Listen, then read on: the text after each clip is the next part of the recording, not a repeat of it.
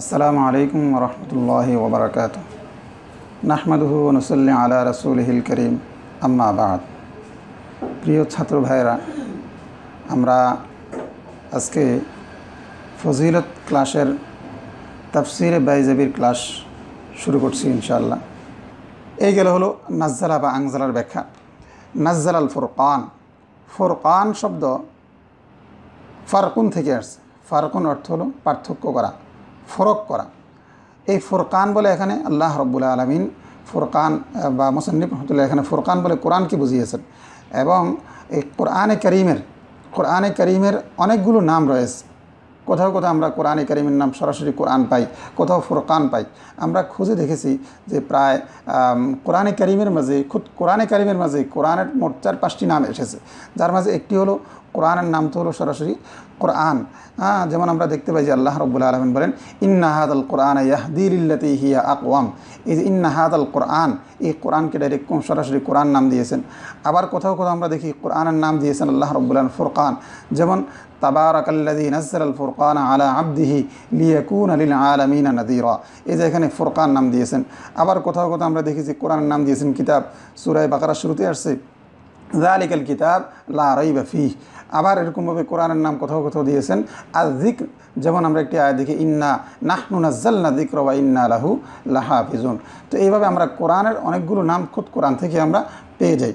তো এখানে এই ফুরকান বলে কোরআনকে বোঝানো হয়েছে। তো ফুরকান এই হিসাবে বলা হয়েছে কারণ কোরআনটা আল ফারিকু বাইনাল হাক্কি ওয়াল বাতিল, কোরআন হকের মাঝে এবং বাতিলের মাঝে পার্থক্য সৃষ্টি করে দেয়। তো নাজ্জালাল ফুরকান আলা আবদিহি লিয়াকুনা লিল আলামিনা নাযীরা। আলা আবদিহি তার বান্দা মুহাম্মদ সাল্লাল্লাহু আলাইহি ওয়াসাল্লাম করে লিয়াকুনা, এই লিয়াকুনার মাঝে যেই জমিরটি রয়েছে সেই জমিরটি কোন দিকে ফিরবে? এই জমিরটির ব্যাপারে দুটি মত পাওয়া যায়। এক হলো লিয়াকুনার জমিরটি ফিরবে হলো ওই ফুরকানের দিকে, তাহলে অর্থ দাঁড়াবে হলো যে যেন কোরআন বা ফুরকানটি হয়ে যায় লিল আলামিনা নাযীরা, সমগ্র বিশ্ববাসীর জন্য সতর্ককারী। অথবা ইয়াকুনার যে জমি রয়েছে সেই জমির আবদের দিকে ফিরতে পারে।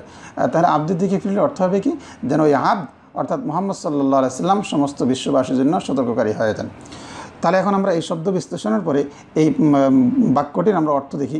আলহামদুলিল্লাহিল্লাযী নাযালাল ফুরকানা, সমস্ত প্রশংসা আল্লাহ রাব্বুল আলামিনের জন্য, যিনি ফুরকান তথা কোরআন নাজিল করেছেন আলা আবদিহি, তার বান্দা তথা মুহাম্মদ সাল্লাল্লাহু আলাইহি ওয়াসাল্লামের উপর লিয়াকুনা লিল আলামিনা নাযীরা, যেন তার বান্দা সমগ্র বিশ্ববাসীর জন্য সতর্ককারী হতে পারেন।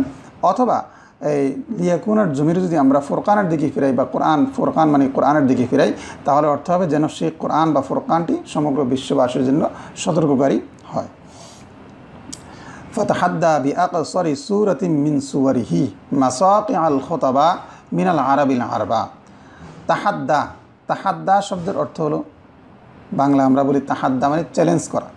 আসলে তাহাদ্দার আরবি ইসতিলাহি মানা হলো তলবুল মুআরাজাতি মিন সাহিবিকা বিইতিয়ানিহি মিসলা মা ফাআলতা আনতা, যে আমি আমার প্রতিপক্ষ থেকে এমন কাজ করার জন্য তাকে পাল্লা দেওয়া বা তাকে চ্যালেঞ্জ করে দেওয়া যেই কাজটা আমি করেছি। যেমন আমি তাকে বললাম যে ঠিক আছে আমি এমন করেছি, তো তুমি পারলে এমনটা করে দেখাও।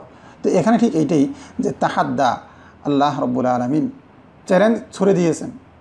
যখন কোরআন নাজিল হয়েছে তখন আমরা সকলে জানি রাসূল সাল্লাল্লাহু আলাইহি ওয়াসাল্লাম যখন বলেছেন যে আমার কাছে জিবরাইল এসেছে, কোরআন নিয়ে এসেছে, তখন সমগ্র আরববাসী, একরকম বলতে গেলে সমগ্র আরববাসী রাসূলের বিরুদ্ধে দাঁড়িয়ে গেছে এবং রাসূলের বিরুদ্ধে এই কথা বলা করতে লেগেছে যে এই মুহাম্মদ তো এটা আল্লাহর পক্ষ থেকে এসেছে বলে দাবি করছে, আসলে কিন্তু এটা আল্লাহর পক্ষ থেকে আসে নাই, এটা সে নিজেই নিজের পক্ষ থেকে দাবি করছে, নিজে হয়তো কারো কাছ থেকে শিখেছে, বিভিন্ন রকম দাবি দাওয়া করেছে, আমরা এগুলো জানি। তো এই কারণেই আল্লাহ রাব্বুল আলামিন এই কুফারে মুশরিকিনে মক্কা, তাদের সামনে আল্লাহ রাব্বুল আলামিন মুশরিকিনে মক্কা নয় শুধু, বরং সমগ্র বিশ্ববাসীর সামনে আল্লাহ রাব্বুল আলামিন চ্যালেঞ্জ ছুড়ে দিলেন যে ফাতাহাদ্দা বিআকসারি সূরাতিন মিন সুওয়ারিহি। তাহাদ্দা চ্যালেঞ্জ ছুড়ে দিলেন বিআকসারি সূরাতিন মিন সুওয়ারিহি, কোরআনের সূরাগুলোর মধ্য থেকে ছোট্ট একটি সূরা দিয়ে, কোরআনের সূরাগুলোর মধ্য থেকে ছোট্ট একটি সূরা দিয়ে চ্যালেঞ্জ ছুড়ে দিলেন মাসাকিআল খুতাবা।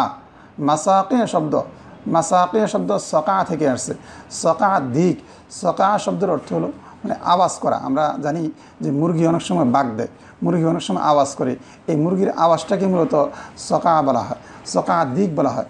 তো সকা বলা হয়, এখানে সকা মাসাকে বলে, মাসাকে শব্দটি জমাই শব্দ, মাসাকে বলে বা মিসকা এর মানা হলো আল বালিগুল মুতাকাদ্দিম আলা আকরানিহি ফিল মাহফিলি বিকুওয়াতি ফাসাহাতি ওয়া কামালি বালাগাতিহি, অর্থাৎ ফাসাহাত এবং বালাগাতের মাধ্যমে যে তার সমসাময়িক সকল ব্যক্তির চেয়ে শ্রেষ্ঠত্ব লাভ করেছেন। বালাগাত এবং ফাসাহাতের ক্ষেত্রে কোনো মজলিসের মাঝে, কোনো বৈঠকের মাঝে, কোনো আলোচনা মাহফিলে যে নাকি তার সমগ্র উপস্থিতির মধ্য থেকে নিজের শ্রেষ্ঠত্বের প্রমাণ দিয়েছেন এমন ব্যক্তিদেরকে বা এমন ব্যক্তিকে মাসাকে মিসকা বলা হয়। তো এখানে বললেন যে মাসাকে আল খোতাবা মিনাল আরবিল আরবা, আরবুল আরবা শব্দের অর্থ হলো খালেস আরব, তাকিদ বোঝানোর জন্য বলা হয়েছে। আমরা দেখি বলা হয় লাইলুন আলিলুন জিল্লুন জলিলুন, অর্থাৎ যদি কোনো শব্দের তাকিদ বোঝানোর উদ্দেশ্য হয়ে থাকে তো সেই শব্দের থেকেই সেই শব্দের একটি থেকে নির্গত আরেকটি শব্দ দিয়ে তাকিদ করে। তো ঠিক এরকমভাবে এখানে আল আরবুল আরবা খালেস আরব। তো এখানে আল্লাহ রাব্বুল আলামিন এই আরবের যেই কী বলে সুউচ্চ ভাষী বলিক ফসিক যারা রয়েছেন, এই খালেস আরবের বলিক ফসিক লোকদের সামনে ছোট একটি সূরা দিয়ে আল্লাহ রাব্বুল আলামিন চ্যালেঞ্জ করে দিলেন। চ্যালেঞ্জ সম্পর্কে আমরা এখানে একটি কথা বলতে পারি যে আসলে আল্লাহ রাব্বুল আলামিন পবিত্র কালামে শরীফ ঘাটাঘাটি করলে দেখা যায় আল্লাহ রাব্বুল আলামিন কাফেরদের সামনে চারবার করে চ্যালেঞ্জ দিয়েছেন।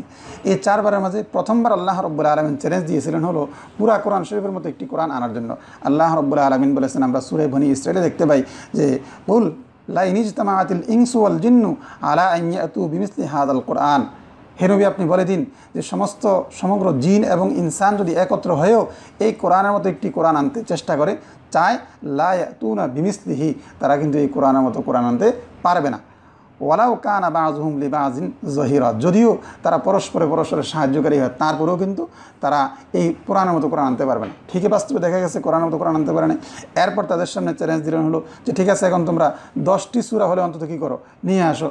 তো এই সম্পর্কে সূরা হুদের মাঝে আসছে যে আল্লাহ তাআলা বলেন যে কুল ফাতু বিআশরি সুওয়ারিন মিসলি ওয়াদউ শুহাদাআকুম, যে হে নবী আপনি বলে দিন ঠিক আছে তোমরা অন্তত 10টি সূরা নিয়ে আসো।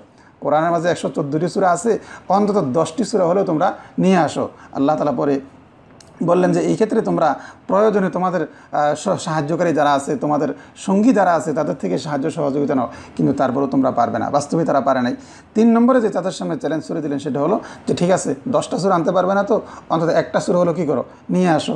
তো সেখানে আল্লাহ রাব্বুল আলামিন বললেন যে ফাতু বিসূরাতিন মিন মিসলি, সূরা বাকারার মাঝে আসছে ইন কুনতুম ফি রাইবিম মিম্মা নাযালনা আলা আবদিনা ফাতু বিসূরাতিন মিন মিসলি, যে ঠিক আছে অন্তত একটা সূরা হলো কী করো, নিয়ে আসো।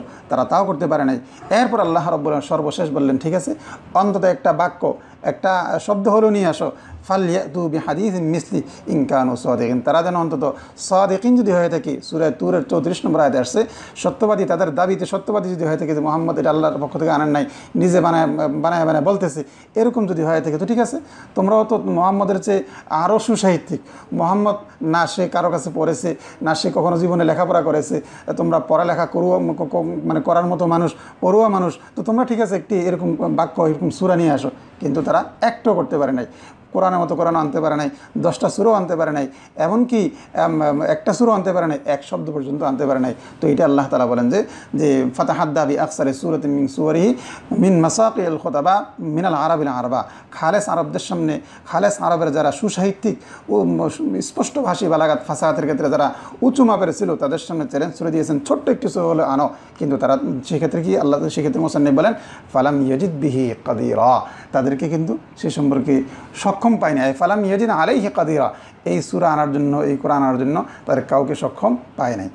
তো আমরা এই সংক্ষিপ্ত এক দেড় লাইনের মাঝে আমরা যতটুকু বিষয় বুঝতে পারলাম যে এখানে আল্লাহ রাব্বুল আলামিন কোরআন নাজিল করার পরে রাসূল সাল্লাল্লাহু আলাইহি সাল্লামকে যখন দ্বীনের কাজ প্রচারের জন্য দায়িত্ব দিলেন, কোরআন নাজিলের মাধ্যমে দ্বীনের কাজ প্রচার করতে যাওয়ার পরে রাসূল সাল্লাল্লাহু আলাইহি সাল্লাম বিভিন্ন বাধার সম্মুখীন হয়েছেন এবং মক্কার কাফেরদের পক্ষ থেকে বিশেষ করে এই কোরআন আল্লাহ তাআলা নাজিল করেছেন এই দাবি করার পরে এক অগ্নি পরীক্ষায় পড়ে গেছিলেন। তো রাসূল সাল্লাল্লাহু আলাইহি সাল্লামের সান্ত্বনার জন্য, রাসূল সান্ত্বনা দেওয়ার জন্য আল্লাহ রাব্বুল আলামিন কাফেরদেরকে এই চ্যালেঞ্জ ছুড়ে দিয়েছিলেন, কিন্তু তারা চ্যালেঞ্জের মোকাবেলা করতে পারে নাই। তাদের জন্য সবচেয়ে আসান ছিল এটাই যে চ্যালেঞ্জ যেহেতু দিয়েছেন আমরাও মুহাম্মদের চেয়ে আরও শ্রেষ্ঠ মানুষ, আমরা এই কোরআনের মতো কোরআন পারলে আমরা নিয়ে আসি।